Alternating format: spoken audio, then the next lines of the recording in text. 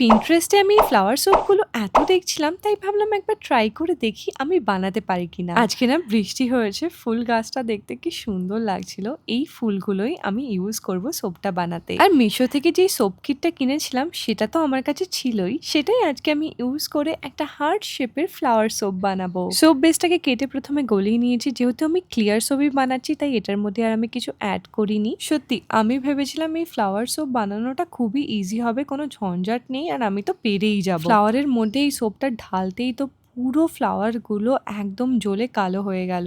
3 থেকে 4 ঘন্টা আমি ফ্রিজে রেখে দিয়েছিলাম। এবার বের করার পালা। আমি তো বুঝেই গেছি এই ফ্লাওয়ার সোপটা একদমই হয়নি যেমন দেখতে পাচ্ছ। প্রত্যেকটা ফ্লাওয়ার জ্বলে গেছে। লাস্টে যে কটা ফ্লাওয়ার আমি উপরে দিয়েছিলাম ওটাই শুধু রয়েছে। আমি এক বানাতে চেয়েছিলাম, হলো আরেক। মনটা তো আমার পুরো খারাপ হয়ে গেছে, কিন্তু কিছু করার নেই। তোমরা কি চাও এটা আমি আবার সেকেন্ড টাইম ট্রাই করি? তাহলে কমেন্টে বলো, আমি ডেফিনেটলি ট্রাই করব।